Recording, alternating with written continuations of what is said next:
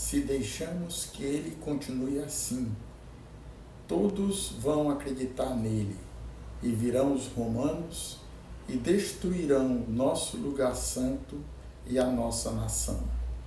João 11:48. Os fariseus e os sumos sacerdotes estavam preocupados porque Jesus estava realizando muitos sinais, tinha ressuscitado Lázaro, e eles estavam com ciúmes, porque todos estavam acreditando por causa daqueles sinais que Jesus realizava. Então a primeira parte desse versículo denota esse ciúme, essa inveja que eles tinham, porque muitas pessoas estavam acreditando em Jesus.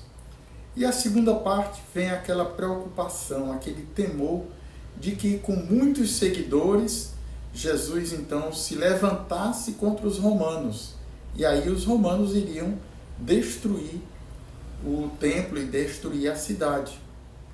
De fato, a cidade foi destruída. Jesus já havia predito a destruição daquele templo, não ficará pedra sobre pedra. E de fato, no ano 70 da nossa era, o general Tito veio de Roma, veio com 4 legiões e invadiu a cidade, destruiu e incendiou completamente, arrasou completamente os que ainda estavam na cidade, que tentavam resistir. Foi um massacre terrível. Então, este receio dos sumos sacerdotes e dos fariseus em relação ao templo, a preocupação com o templo e com a cidade, de certa forma, havia sempre aquela preocupação.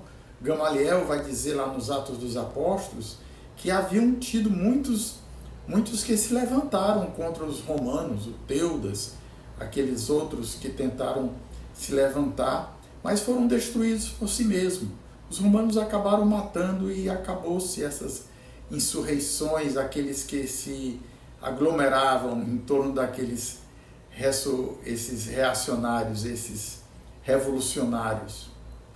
Mas então, Jesus já tinha dito que aquele templo seria destruído, mas já tinha dito também que o novo templo era ele mesmo, o seu corpo era o novo templo no qual deveríamos adorar a Deus.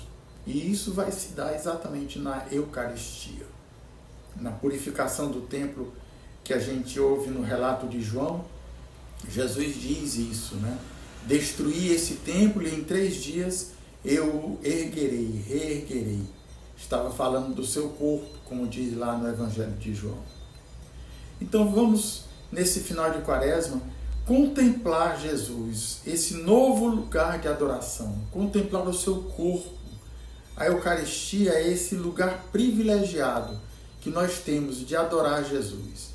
Não mais os templos humanos, o templo físico, os locais de culto, claro que são locais também sagrados, que nós podemos encontrar Jesus, principalmente no sacrário, na Eucaristia. Peçamos ao Senhor então esta graça nesse dia de adorá-lo verdadeiramente no lugar santo, por excelência, que é na Eucaristia, o seu corpo, sangue, alma, divindade. Que o Senhor nos dê esta graça, especialmente na próxima semana, na Quinta-feira Santa, quando comemoramos, quando celebramos o dia por excelência da Eucaristia. Deus te abençoe e até amanhã.